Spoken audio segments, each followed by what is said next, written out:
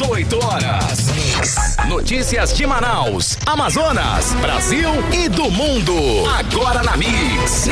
6 horas, 2 minutos em Manaus. Boa noite pra você em 100,7. Você na sintonia certa. Começando mais uma edição do programa 18 horas. Eu, Carlos Júnior, e ela, Karine Leão. Boa noite, Carlão. Muito boa noite para você sintonizado aqui em 100,7. É isso aí, estamos juntos a partir de agora até as 7 da noite aqui no 18 horas. Boa noite especial para a galera que nos acompanha nas redes sociais, no YouTube, no Instagram, no @18horasnews. Boa noite, gente. Boa noite, 6 e 2. Karine Leão, temos mimos aí para os nossos queridos e amados ouvintes. É claro, Carlão. Olha temos aí. mimo especial para você para agora. Você que está passando em frente à Rádio Mix aqui na Rua Fortaleza 585 no Adrianópolis. A primeira pessoa que parar aqui vai levar um par de ingressos para o show deste sábado. Bacana. De Ana e Vitória, que acontece lá no Estúdio 5. Então, esse par de ingressos é seu. Você Boa. que está parando neste minuto aqui na porta da Rádio Mix Manaus. É isso aí. Par de ingressos para o show Ana e Vitória neste sábado lá no Estúdio 5. Mix. Vamos agora aos destaques do programa 18 horas de hoje, quarta-feira. Amazonas já enfrenta uma das piores vazantes dos últimos anos. Segundo a Defesa Civil, 41 municípios do Amazonas já estão em estado de alerta por causa da seca. A Copa do Mundo aquece as vendas de aparelhos de televisão em todo o país e aumenta a produção no polo industrial de Manaus. Medida estabelece tabela de preços das passagens na região da BR-319, onde as duas pontes desabaram. O preço das passagens chegou a triplicar. 6 horas, 3 minutos, você no melhor mix do Brasil. Os destaques do dia você confere a partir de agora em mais uma edição do 18 horas. Hoje é quarta-feira, 19 de outubro de 2022. Vamos juntos com você até às 7 da noite aqui no melhor mix do Brasil. 18 horas. Olha, a seca dos rios no Amazonas continua castigando os ribeirinhos. Dos 62 municípios amazonenses, 3 estão em situação de emergência, 41 em estado de alerta e outros 19 em estado de atenção, incluindo a capital Manaus, Karine. Exato, Carlão. Essa, infelizmente, é a nossa realidade. A vazante deste ano já pode ser considerada uma das severas, uma das mais severas dos últimos tempos, segundo o Serviço Geológico do Brasil. Vale lembrar ainda, olha só, que a maior seca da história do estado foi registrada no ano de 2010. Na época, o nível do Rio Negro, em Manaus, chegou a apenas 13 metros e 63 centímetros. E hoje pela manhã, o nível do Rio Negro baixou mais 17 centímetros, chegando a 17 metros e 2 centímetros. Ou seja, falta pouco aí, né, para atingir esse nível de 13 metros. Bom, Carlão, só que ainda falta muito para começar o período de subida das águas. O Serviço Geológico do Brasil diz que não há uma previsão de data, mas que as águas na maior parte do estado ainda devem baixar pelas próximas semanas. No ritmo que o Rio Negro está baixando, podemos ter sim a maior seca dos últimos tempos. Karine, a situação mais crítica é nos municípios de Tefé, Benjamin Constant e Uarini, que já decretaram estado de emergência com 8.752 famílias já afetadas.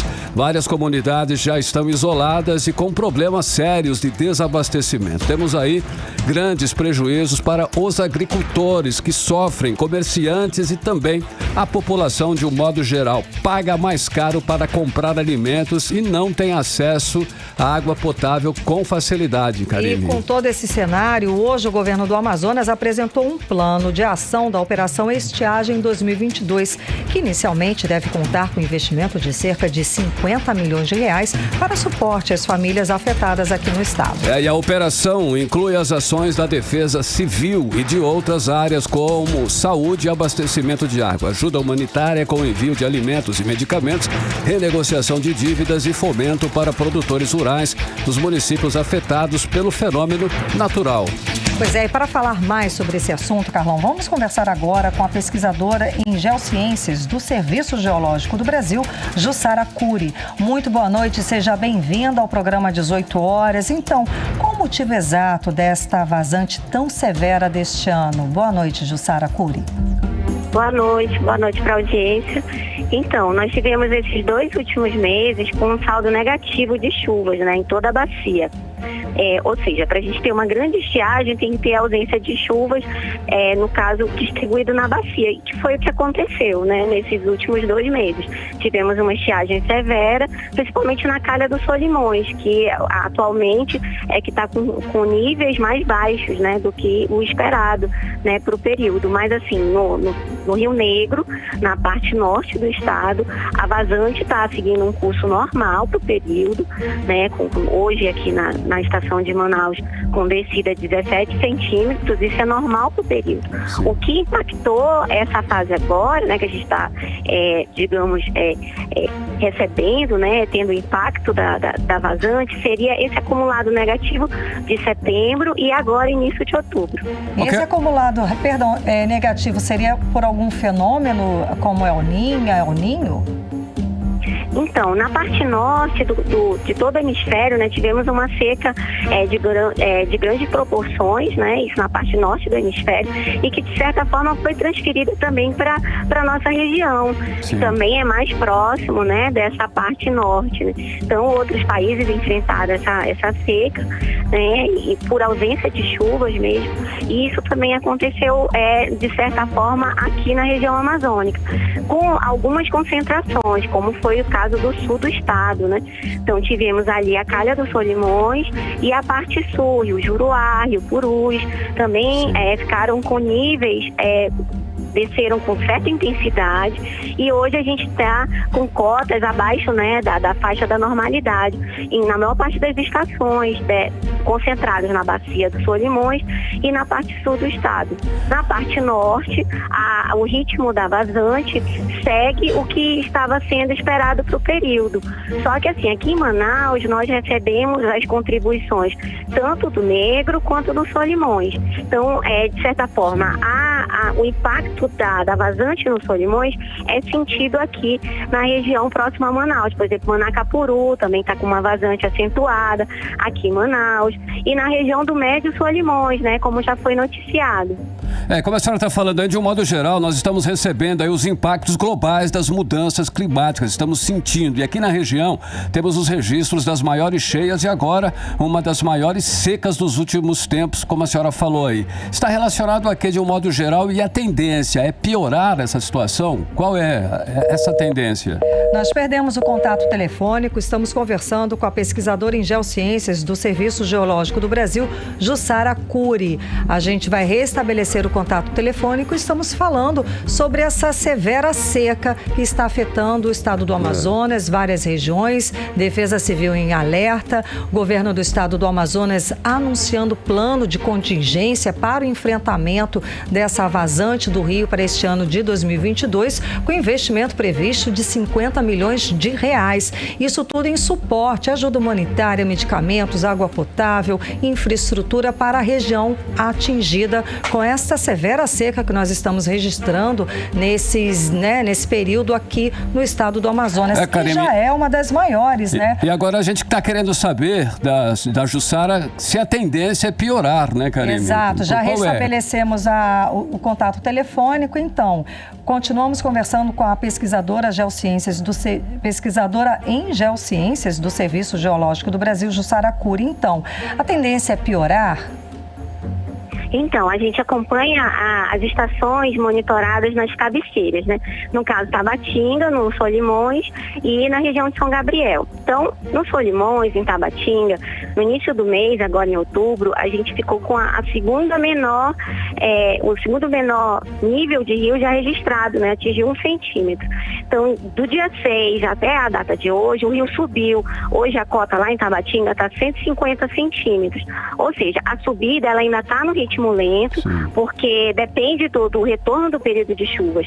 Já na região de São Gabriel também segue essa tendência, né, de subida do nível, tipo 10 centímetros diários, e essa contribuição chega na parte média da calha. Então, a tendência é estabilizar essas cotas, esse nível de rio, só que isso não é rápido, né? Não é um processo. A recessão, ela é um processo mais rápido do que a ascensão da curva, que é a subida, né? Então, a gente, nessa semana, ainda vamos ter a recessão na maioria das estações monitoradas, do Solimões, do Negro, né? E aqui na estação de Manaus. Certo. A gente falou aqui da seca mais severa, que foi em 2010, quando o nível do Rio Negro chegou a apenas 13 metros e 63 centímetros. Estamos hoje com o nível do Rio Negro com 17 metros e 2 centímetros. Não é tanta diferença assim. Existe alguma possibilidade desse nível, dessa seca desse ano, chegar a esse registro? Assim, a gente precisa observar a intensidade de descida, né? Nas semanas anteriores, a intensidade ela estava alta, né? Ela estava 25 centímetros diários. Então, em 4 dias, você tinha 1 metro a menos, né? Então, nessa semana, nós já tivemos o quê? A diminuição dessa intensidade. A gente está com 17 centímetros de descida diária. Isso é um bom sinal, quer dizer que a vazante ela está perdendo força e a tendência é estabilizar. Então, assim, vai ser uma vazante significativa, mas assim, a gente não tem como prever se vai ser a mais, né, digamos, a mais severa, né? Então, ela está no caminho da estabilidade, né? Ela perdeu força. Como a senhora está falando... Nas próximas. Ok. Tem uma previsão até quando essa vazante vai atingir o estado? Já que a senhora está falando que ela está diminuindo, já dá para dar essa estimativa? Dá. Pela série histórica, assim, todos os dados observados, a gente tem uma série histórica muito boa, né? De mais de 100 anos. Então, a gente consegue imaginar mais ou menos o período normal que finaliza a vazante, né? Aí, esse período, assim, na maioria dos casos, é na primeira semana ou na segunda semana de novembro. Aí, o que pode assustar, né? O ouvinte, né? Poxa, a gente está em outubro, então a gente ainda tem a descida em outubro. Aí, o que a gente tem que acompanhar? O boletim climatológico. Então, o boletim climatológico dessa semana indica o retorno do período de chuvas na bacia como um todo. Então, temos chuvas distribuídas na bacia, que colabora para essa ascensão do rio, da estabilidade das cotas e o rio voltar a subir. Que bom. Tá ótimo. Então, muitíssimo obrigada pela sua participação, conversando com a gente obrigada hoje aqui. Também. Uma ótima noite. Boa noite. Para vocês também, boa noite. Boa noite, tchau, tchau. Conversamos com a pesquisadora em Geociências do Serviço Geológico do Brasil, Jussara Cury. 6h13, você no melhor mix do Brasil. Boa noite. 18 horas. Olha só, faltando 11 dias da eleição, o Tribunal Regional Eleitoral do Amazonas já iniciou a preparação das urnas eletrônicas para o segundo turno das eleições, que acontecerá no próximo dia 30 de outubro, agora. Exatamente, Carlão, tá chegando o dia. Bom, as urnas já estão carregadas desde o primeiro turno, com os sistemas eleitorais e os dados dos eleitores. E agora acontece a atualização somente dos dados para os candidatos à presidência da República e aqui no governo do Amazonas, claro, o governo do estado, o que torna o processo ainda mais rápido. Karime, depois desse procedimento aí são realizados testes de funcionamento e as urnas são lacradas e distribuídas nas 60 zonas eleitorais do Amazonas, como explica para nós agora a repórter Nathalie Moraes. As urnas eletrônicas são carregadas com informações dos candidatos. O processo demora alguns minutos, mas é essencial para o dia da votação. As urnas já estão carregadas desde o primeiro turno com os sistemas eleitorais e dados dos eleitores. E agora haverá uma atualização somente dos dados para os candidatos à presidência da República e ao governo do Amazonas, o que torna o processo mais rápido. Em todo o Amazonas, são 60 zonas eleitorais, sendo 13 delas só em Manaus. Segundo Leandro Simão, membro da Comissão de Carga e Lacre do Tribunal Regional Eleitoral do Amazonas, após esse procedimento, são realizados testes de funcionamento e as urnas são lacradas. Está preparando as urnas aqui da capital. Hoje iniciou o processo de geração das mídias, nas quais a gente vai preparar as informações relativas somente ao segundo turno. A urna que encerrou o primeiro turno é a mesma urna que vai receber o segundo turno. A gente está informando para a urna quais são os candidatos que vão para o segundo turno. Após o lacre das urnas, o TRE não poderá realizar nenhuma operação antes do dia e hora da votação programados. Qualquer tentativa de ligar a urna antes do dia 30 de outubro será fracassada. Os lacres são assinados pelo juiz eleitoral e representantes de entidades fiscalizadoras. Leandro reforçou a segurança das urnas eletrônicas. É um processo seguro, né, que tem, inclusive, qualquer pessoa pode comparecer e fiscalizar. Aqui a presença dos fiscais, já compareceram juízes, a gente está passando por uma auditoria do TCU, então tudo é feito aqui às claras para que o trabalho seja o melhor possível. Mais de 2,6 milhões de eleitores voltam às urnas no Amazonas no próximo dia 30 de outubro para votar para presidente e governador. Nathalie Moraes para o 18 horas.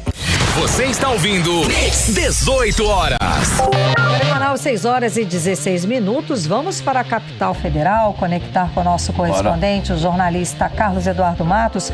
Cadu, boa noite. Então, o Lula finalmente divulgou um manifesto para os evangélicos defendendo a liberdade religiosa e disse mais uma vez ser contra o aborto. É entre os evangélicos aí que o Lula tem a maior rejeição. É isso mesmo, Cadu? Boa noite. Boa noite, Karime. Boa noite, Carlão. Boa noite, ouvintes do programa 18 horas. Isso mesmo. Enfim, saiu a Carta dos Evangélicos, que vinha sendo costurada, escrita a várias mãos, discutida dentro do núcleo do PT e finalmente divulgada e compartilhada pelas lideranças evangélicas. Hoje, em São Paulo, aconteceu um encontro entre Lula e integrantes das igrejas Assembleia de Deus, Igreja Batista, Igreja Presbiteriana, entre outras denominações religiosas, onde há o predomínio do presidente Bolsonaro.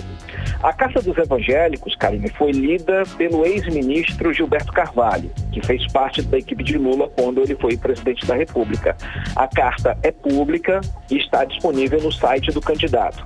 É uma carta extensa, Karine, mas a gente separou alguns trechos com os principais pontos. E como você falou, são apoio de Lula à liberdade de culto, à defesa da vida e contra o aborto. Ele também fez uma crítica ao uso político da fé. Vamos ouvir um trecho da Carta aos Evangélicos na voz do ex-ministro Gilberto Carvalho.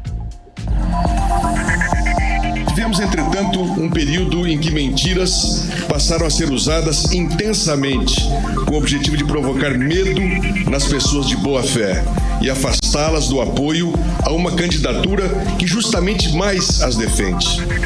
Por isso, senti a necessidade de reafirmar meu compromisso com a liberdade de culto e de religião em nosso país. Todos sabem que nunca houve qualquer risco ao funcionamento das igrejas enquanto fui presidente. Pelo contrário, com a prosperidade que ajudamos a construir, foi no nosso governo que as igrejas mais cresceram, principalmente as evangélicas, sem qualquer impedimento e até tiveram condições de enviar missionários para outros países. Não há por que acreditar que agora seria diferente.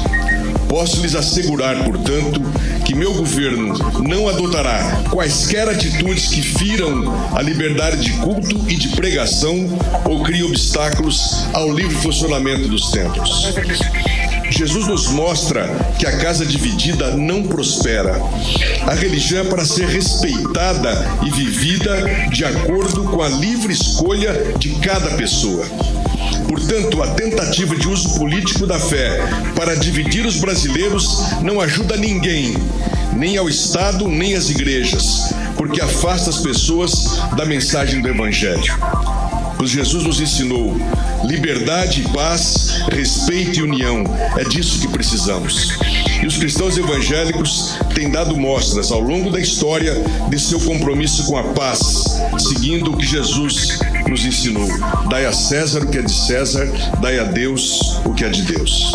Sou pessoalmente contra o aborto e lembro a todos e todas que este não é um tema a ser decidido pelo presidente da República, e sim pelo Congresso Nacional.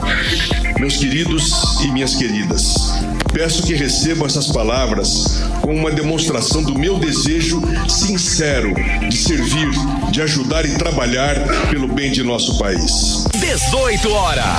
A gente acompanhou o manifesto aí, lido pelo ex-secretário-geral da Presidência da República, Gilberto Carvalho, o manifesto do Lula, em defesa da liberdade religiosa, não é, Cadu? Isso mesmo, Karine. Nesse encontro com evangélicos em São Paulo, estiveram presentes a senadora Elisiane Gama, a deputada Benedita da Silva, do Rio de Janeiro, a ex-ministra e deputada federal eleita Marina Silva e o vice na chapa de Lula, Geraldo Alckmin, todos eles evangélicos, Karine. Foi um evento para mostrar força, apoio político de parte dos evangélicos ao candidato Lula, que aproveitou aí para fazer um discurso lamentando a postura de algumas lideranças religiosas, que estão muito ligadas ao presidente Bolsonaro e que promovem muitas fake news contra o candidato Lula. Inclusive, ele criticou os ataques contra a Igreja Católica, embora estivesse em um local só de pastores evangélicos. Ele citou casos de padres sendo acusados publicamente de fazerem campanha, citou também o vandalismo contra as capelas e igrejas que tiveram as imagens destruídas, fatos gravíssimos que estão acontecendo aí nas últimas semanas. Essa ação de Lula, Karine, teve, portanto, aí 2 objetivos: diminuir os impactos das fake news contra ele e também tentar melhorar a performance de Lula entre os evangélicos, pois as pesquisas apontam a liderança larga de Bolsonaro nesse grupo social. E ainda falando de eleições, Karine, o ex-governador de São Paulo, João Dória, anunciou que está de saída do PSDB, partido qual ele se manteve filiado aí por 22 anos e com o qual ele venceu as eleições para governador do estado de São Paulo.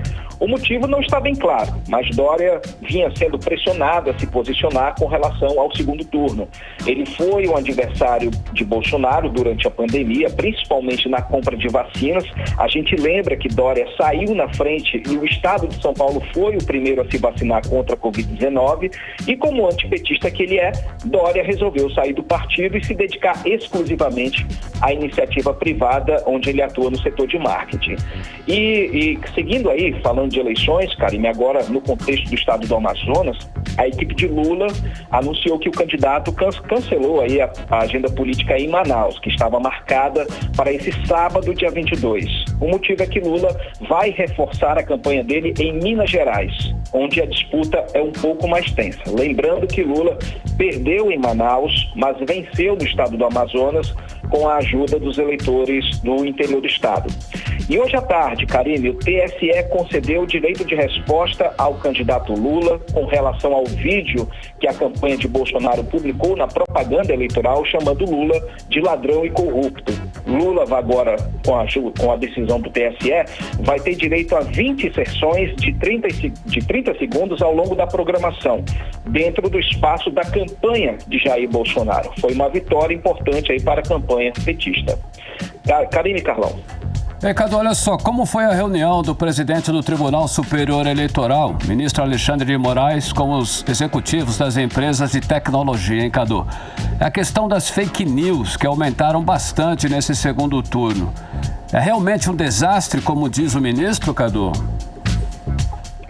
É um desastre, Carlão, situação que foge aí do controle do Poder Judiciário. Hoje teve reunião do presidente do Tribunal Superior Eleitoral, ministro Alexandre de Moraes, com os representantes das principais plataformas de redes sociais, como a Meta, que representa o Facebook, o WhatsApp, o Instagram, além do Twitter, TikTok, Quai, LinkedIn, Telegram, o Google e o YouTube. Nessa reunião, Carlão, o ministro pediu apoio dessas plataformas para identificar com mais velocidade as fake news, que são os conteúdos que disseminam mentiras envolvendo principalmente religiosidade, sexualidade, exploração maldosa do passado do candidato, do partido, enfim. Importante ressaltar que os dois lados, Carlão, Lula e Bolsonaro, estão utilizando as mesmas armas nessa batalha nas redes sociais. Por isso que Alexandre de Moraes ratificou que no segundo turno a situação está fugindo do controle, dando a entender que o TSE não está conseguindo conter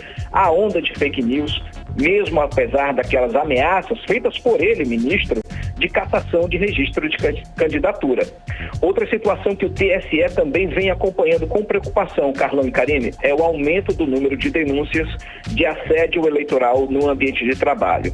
O ministro Alexandre de Moraes esteve reunido, com representantes do Ministério Público do Trabalho e do Ministério Público Eleitoral para discutir medidas que podem ser adotadas de forma emergencial para conter o avanço dessa prática criminosa que fragiliza as relações de trabalho. Até o momento, gente, 450 casos de assédio eleitoral, que envolve também a compra de votos, estão sendo investigados em todo o país. Carlão e Karine. Cadu, seguindo aí sobre esse assunto, como é que votou a bancada do Amazonas sobre o projeto de lei que criminaliza as pesquisas eleitorais? A nossa bancada ficou dividida ou como é que foi isso? A bancada se dividiu, Karine, como sempre, né? Sidney Leite, do PSD, e Bosco Saraiva, do Solidariedade, não votaram. Capitão Alberto Neto, do PL, delegado Pablo, do União Brasil, e Silas Câmara, do Republicanos, partidos aí da base de apoio do presidente Bolsonaro, votaram sim pela votação em urgência do projeto de lei que faz uma espécie de regulamentação da atividade de pesquisa eleitoral. A ideia, Karine, é aumentar as multas contra os institutos de pesquisa e alterar o conceito de pesquisa fraudulenta. O deputado José Ricardo, do PT, votou não, como era esperado, né? Já o deputado Marcelo Ramos, do PSD, votou não. E surpreendeu ao não seguir a orientação do partido dele, que era pelo voto sim. O mesmo aconteceu com Átila Lins, que também votou não, descumprindo aí a orientação do partido dele, o PP, que era votar a favor da urgência do projeto de lei. Mas detalhe, Karine, o que foi votado ontem foi a urgência pela votação de um projeto que é antigo, cujo texto principal não vai ser usado.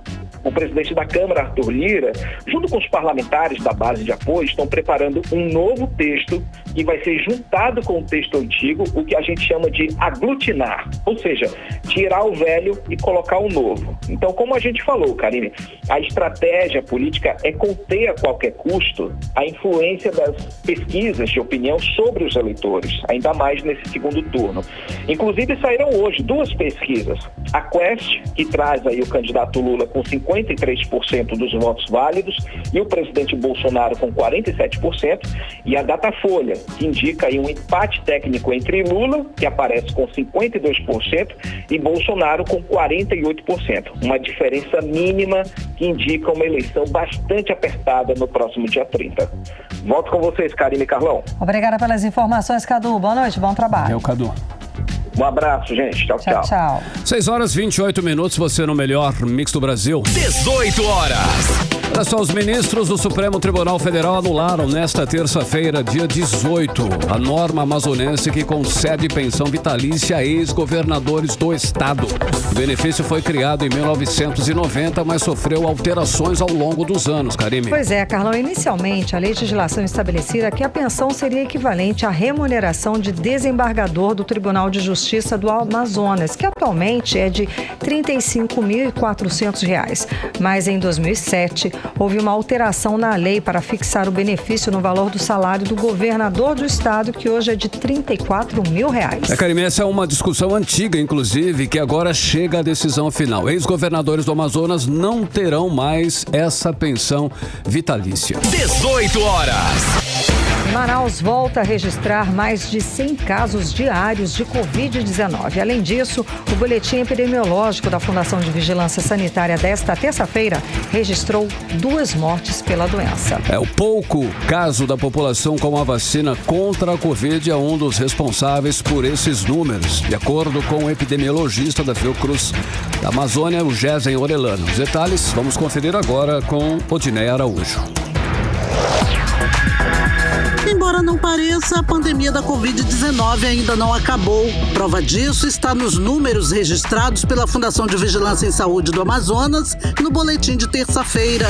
Foram 140 casos de Covid, o que mostra um crescimento na comparação da média dos últimos dias. Somente em Manaus foram registrados 132 casos e 8 no interior. O boletim também registrou mais 2 mortes por Covid, elevando o número total de mortos na pandemia para 14.346, além de 616.992 contaminados no Amazonas. Para o epidemiologista da Fiocruz Amazônia, Gésen Orellana, a retomada dos casos novos de Covid é resultado da baixa cobertura vacinal para a doença e o não retorno da população para receber as doses de reforço. Então, o que está acontecendo agora é basicamente algo que já se esperava, né? Essa retomada de casos, uma nova nova onda de contágios, mas que provavelmente ela vai ser freada em função das coberturas vacinais, que continuam razoáveis, mas com uma preocupação adicional. Muitas pessoas com esquema vacinal incompleto, muitas pessoas que não tomaram a dose de reforço, e a imunidade dessas pessoas cai ao longo do tempo, deixando-as novamente vulneráveis à infecção pelo novo coronavírus. Diante de um novo aumento de casos, Gésia Orelanda recomenda que quem não tomou as doses de reforço faça isso imediatamente para não adoecer e que os cuidados com a higiene voltem a fazer parte da rotina de todos. Então, acho que a gente tem que lembrar dessas medidas básicas, né, de uso de máscaras, álcool em gel, distanciamento físico e também da importância da vacinação, de estar com o calendário vacinal em dias, mas não ficar 100% crente de que você está invulnerável ao novo coronavírus por estar vacinado. Nós sabemos que não existe nenhuma vacina perfeita, muito menos as vacinas da Covid-19, e que nós temos que manter esse conjunto de precauções. O epidemiologista acredita que provavelmente a maior disseminação viral de Covid tenha ocorrido esse ano, mas a vacina não permitiu o adoecimento da população em massa, como ocorreu em 2020 e 2021. Provavelmente a maior disseminação viral da história da epidemia em Manaus não foi nem em 2020, nem em 2021, e sim agora no início de janeiro de 2022. Né? Nós tivemos uma circulação forte do vírus, né, em função da variante Ômicron, mas que, felizmente, em função da cobertura vacinal razoável que nós tínhamos, nós não tivemos tantas mortes como em janeiro de 2021. Ainda assim, centenas de pessoas perderam as suas vidas, né? E estamos falando de mortes plenamente evitáveis. Odinei Araújo para o 18 horas. Você está ouvindo 18 horas. 6 horas 32 minutos, você era o melhor Mix do Brasil. Olha só, Karime Leão, novembro está chegando, hein? Mês de Copa do Mundo da FIFA. Mundial que vai acontecer esse ano no Qatar já está aquecendo as vendas de televisões. Repórter Hector Silva traz mais informações pra gente agora. Acompanhe na reportagem Hector Silva. Apesar da concentração de datas favoráveis no segundo semestre, o setor de vendas mostra um otimismo moderado. Esse é o apontamento da Eletros, a Associação Nacional de Fabricantes de Produtos Eletroeletrônicos.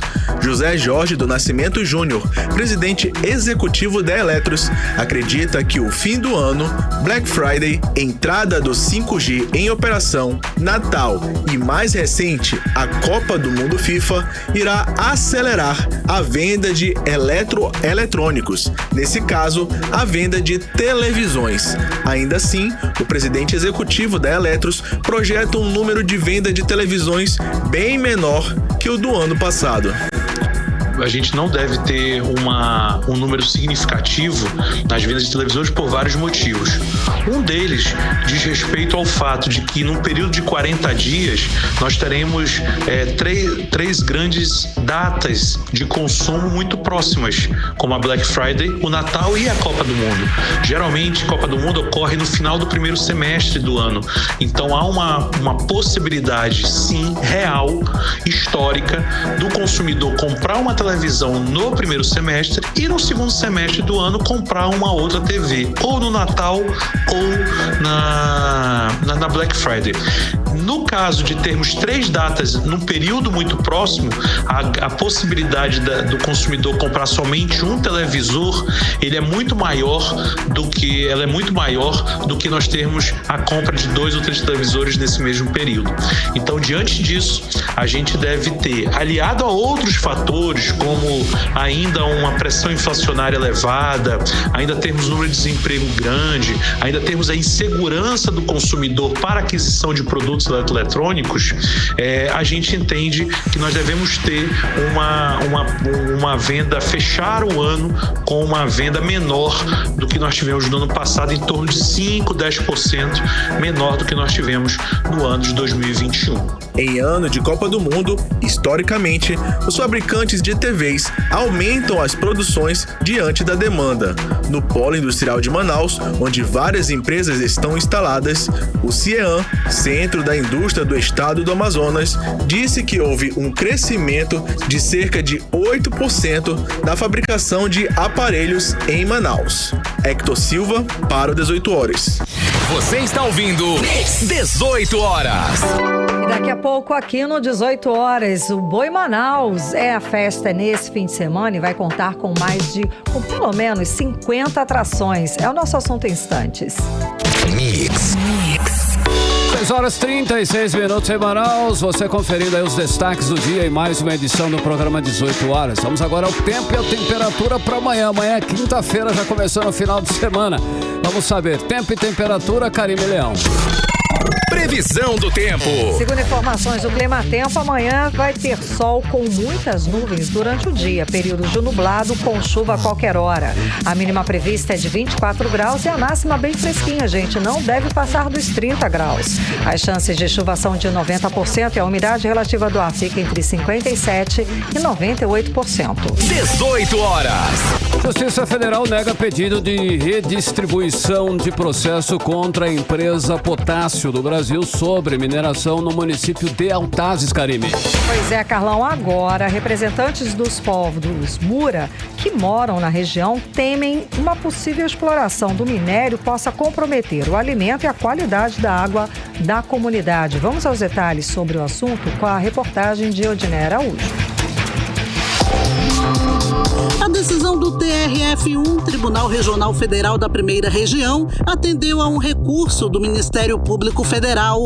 A empresa Potássio do Brasil questiona a competência do Instituto Brasileiro do Meio Ambiente dentro do processo e da própria Primeira Vara da Justiça Federal do Amazonas, alegando que o caso está relacionado à questão ambiental e não indígena. Por isso, a empresa pediu que o processo fosse retirado da Primeira Vara e que a licença ambiental do projeto de mineração da empresa, que afeta terras indígenas dos povos Mura, fosse concedida pelo IPAAM, Instituto de Proteção Ambiental, órgão do governo do Amazonas, e não pelo IBAMA, órgão do governo federal.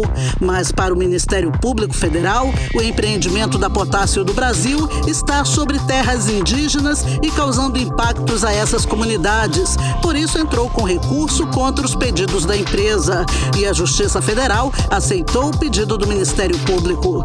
O Conselho Indigenista Missionário, entidade ligada à Igreja Católica e que atua junto aos povos Mura há 15 anos, vem acompanhando de perto o caso de exploração de silvinita nas terras indígenas de uso tradicional do povo Mura. A Potássio do Brasil se instalou na região em 2008 e desde então, segundo a assessora jurídica do CIMI, Carla Cetina Castro, vem tentando se apropriar das terras que tradicionalmente são ocupadas pelos povos Mura desde a época da cabanagem, uma revolta que ocorreu no Amazonas em 1835. Como foi constatado, a empresa Potássio do Brasil vem atuando de má fé desde sua chegada na região, tentando induzir lideranças, comprando de forma ilegal parcelas de terra que se encontram dentro da terra indígena Soares Urucurituba, que, como o MPF concluiu, fundamentado em parecer antropológico, é de uso tradicional há mais de 100 anos, sendo esta terra ocupada desde a época de cabanagem e já existindo um pedido de reivindicação ante FUNAI. Este é um processo complexo, mas em base a tudo o que está acontecendo, consideramos as últimas decisões do judiciário pequenas vitórias na luta dos povos indígenas pelo respeito dos seus territórios. A assessora jurídica do CIMI explica ainda que o processo envolvendo a exploração de minério em terras indígenas Mura é antigo e se estende desde 2016, mas nos últimos meses uma série de recursos tem sido apresentados contra as decisões da Justiça Federal do Amazonas, o que, na opinião opinião de Carla Cetina Castro, é preocupante porque os próprios órgãos governamentais defendem interesses da empresa e não dos povos indígenas. Depois de 6 anos do processo estar correndo na Justiça Federal da primeira vara e, coincidentemente, agora que o MPF solicita o fim da conciliação pelo atuar de má-fé do empreendedor, né? Então, observamos aqui um completo alinhamento entre os interesses defendidos por parte da União, IBAMA, FUNAI e o Empreendimento Potássio do Brasil, quando, na verdade, os órgãos públicos deveriam prever o respeito da Constituição Federal, que claramente determina o direito dos povos indígenas sobre as terras que tradicionalmente ocupam, independentemente da sua demarcação. Uma média de 2.000 pessoas vivem na comunidade Soares Urucurituba, em Altazes, onde a Potássio do Brasil anunciou em 2010 a descoberta de minério. O Tuxal Amura Adnelson Moraes Pavão diz que a comunidade, em momento algum, foi ouvida pela empresa e que eles temem ter seus rios contaminados com produtos da mineração. Nós não temos nenhuma uma informação concreta ainda, né? Então nós devemos saber se o nosso lençol freático de água vai ser contaminado, o que pode, alguma erosão de terra pode ceder. Então é uma preocupação da gente muito grande, entendeu? Vai virar um fluxo de pessoas muito grande, vem gente de fora e com isso a gente não é acostumado com isso, entendeu? Então a gente fica preocupado, né? O que pode vir de bom, mas também o que pode vir de ruim. O 18 Horas tentou ouvir a empresa Potássio do Brasil sobre a decisão da Justiça Federal quanto à tentativa de explorar minério em terras indígenas no Amazonas, mas até o fechamento da reportagem, eles não enviaram resposta. Odneia Araújo para o 18 Horas. Você está ouvindo 18 Horas. Muito bem, 6h42. Olha só, Karime, para a alegria geral aí das nações vermelho e azul, Boi Manaus está de volta e acontece neste fim de semana lá no Sambódromo.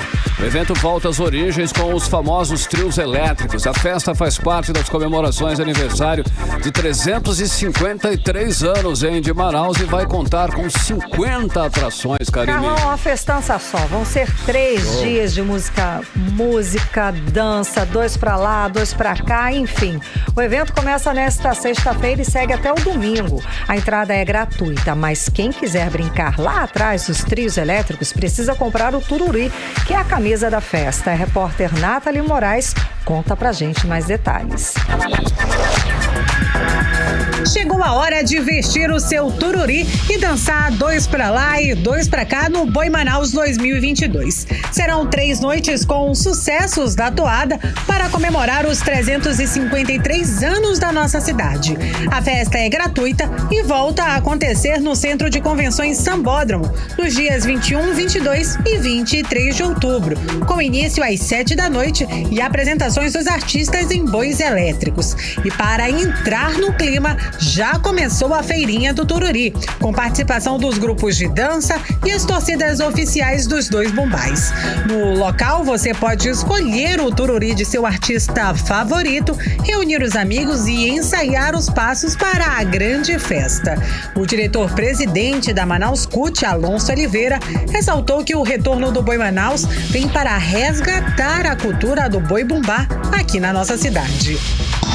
Isso significa que nós estamos com a arte de saber ouvir os segmentos da cultura.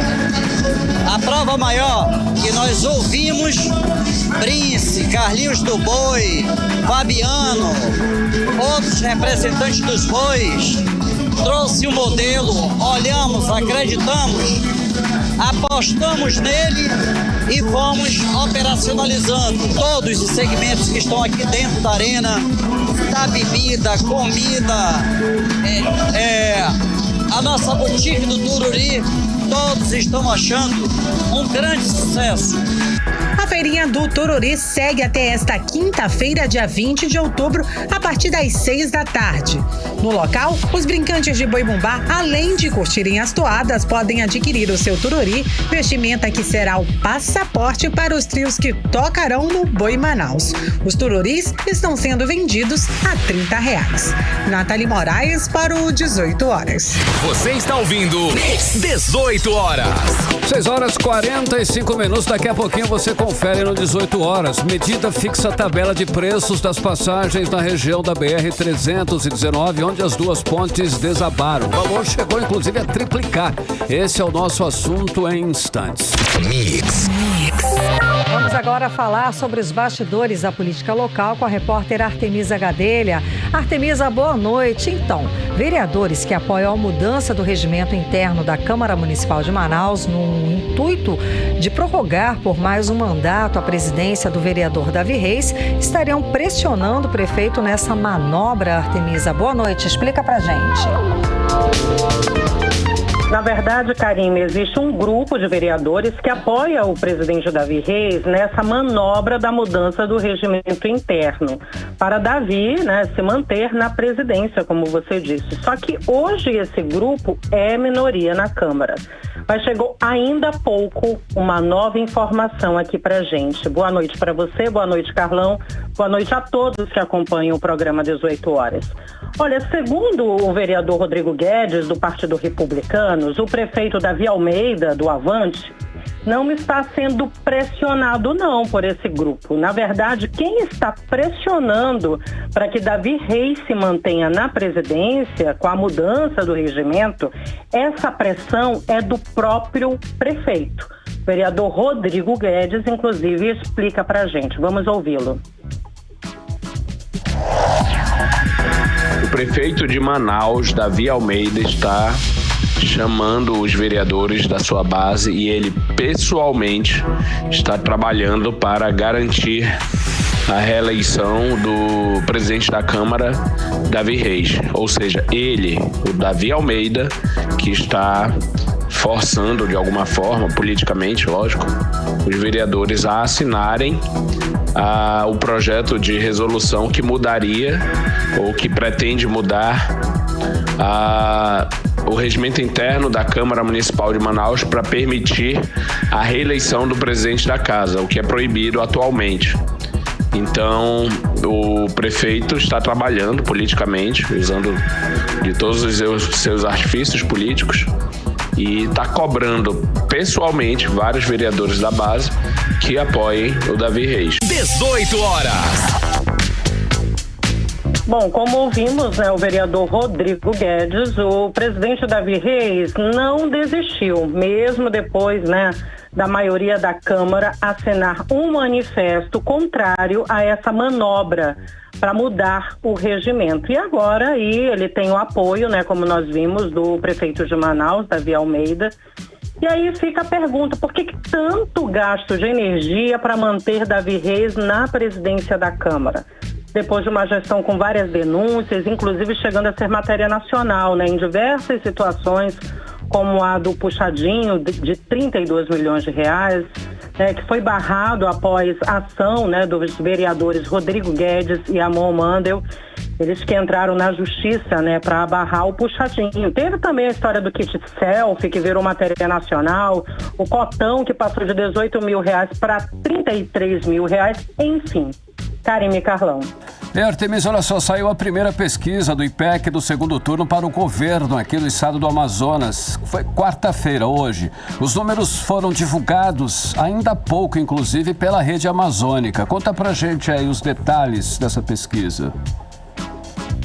Sim, ainda há pouquinho, Carlão. Inclusive, a pesquisa revelou os índices de intenção de voto para os candidatos ao governo do Amazonas, como você disse. O Wilson Lima, do União Brasil, tem 53% dos votos válidos e o candidato Eduardo Braga, do MDB, 41%. Brancos e nulos, 4%.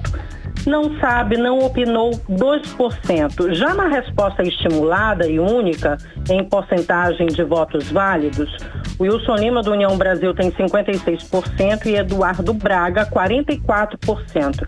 A margem de erro é de 3 pontos percentuais para mais ou para menos. E o nível de confiança de 95%. Cerca de 800 pessoas foram ouvidas em 21 municípios do estado do Amazonas no período de 17 a 19 de outubro. E para finalizar, sabe aquelas publicidades, os comerciais do Asfalta Manaus e também do Passe Livre? Pois é, as propagandas por parte da Prefeitura de Manaus foram proibidas pela Justiça Eleitoral do Amazonas, porque a Justiça entendeu que esses comerciais estavam favorecendo de forma eleitoreira o governador do Amazonas, Wilson Lima. Ele que é pré-candidato, né? Ele que é candidato à reeleição. Então, a Justiça determinou, então, a retirada dessas propagandas. A decisão do Tribunal Regional Eleitoral, por meio da desembargadora Carla Maria Santos Reis, ela cita que as peças publicitárias tiveram o intuito de alavancar a campanha de Wilson Lima. E ainda destacou que as propagandas do Asfalta Manaus e do Passe Livre Estudantil ultrapassaram o equilíbrio da eleição deste ano e que configurou aí claramente em abuso do poder político e econômico e abuso também dos meios de comunicação. Essa ação foi movida pelo senador Eduardo Braga, adversário de Wilson Lima nas eleições de 2022. Karime Carlão. Obrigada pelas informações, Artemisa Gadelha. Boa noite, bom trabalho. Boa noite. Para vocês também. Até amanhã. Tchau, tchau. Tchau, tchau. 6h51. 18 horas. Olha só, nós vamos falar agora sobre a situação de quem mora na BR-319, na região onde as pontes desabaram.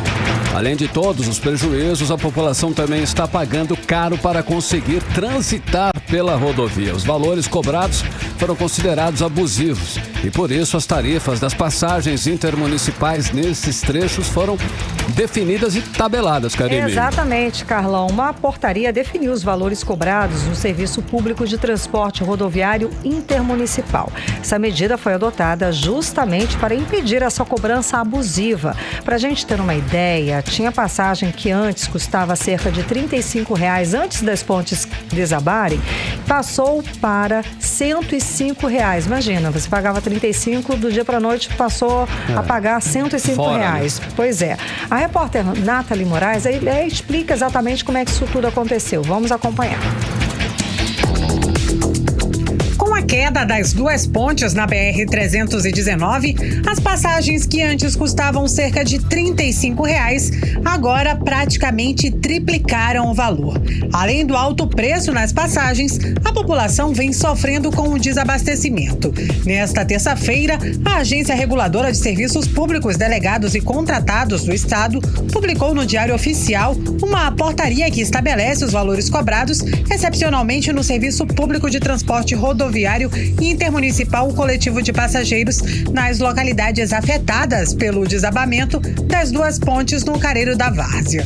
O ato administrativo da ARCEPAM atende 3 trechos completos. São eles o Porto do Careiro da Várzea até o Porto do Careiro Castanho, R$ 30,00 por pessoa, Porto do Careiro da Várzea e Altazes, R$ 35,00 por pessoa, e o Porto do Careiro da Várzea até o Purupuru, R$ 15,00 por pessoa. Segundo o diretor-presidente da ARCEPAM, João Rufino Júnior, a medida foi adotada para coibir a cobrança abusiva no preço da passagem, o que estava causando maiores prejuízos para os moradores daquela região. Quem descumprir os valores estabelecidos na tabela será punido. Existe já uma tabela de ponta a ponta, destino, né, saída e destino. Nós fizemos agora esse tabelamento dos valores seccionados, tanto aqui desse trecho, o trecho aqui do meio e o trecho seguinte. Ele pode nos procurar, né, na nossa ouvidoria.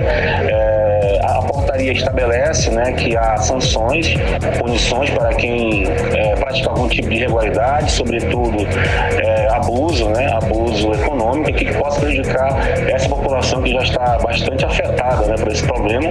E aí nós não iremos permitir que iremos coibir qualquer tipo de prática abusiva em se tratando dos preços que são cobrados aqui. O descumprimento da portaria acarretará na aplicação do pagamento de multa no valor de R$ 4.636,42. No caso de reincidência, o preço pode dobrar, assim como a cassação da licença. A portaria tem vigência temporária vinculada às medidas excepcionais do Decreto Estadual sobre a situação de emergência nos municípios do Careiro Castanho, Careiro da Várzea e Manaquiri, municípios diretamente afetados pelo colapso das pontes nos quilômetros 23 a 25 da rodovia na BR-319. Nathalie Moraes para o 18 horas. Você está ouvindo 18 horas.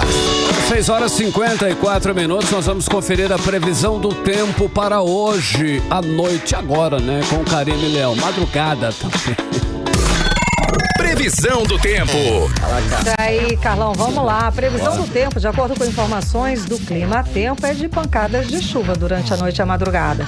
A mínima prevista é de 24 graus, a máxima não deve passar dos 32 graus. As chances de chuva são de 67%.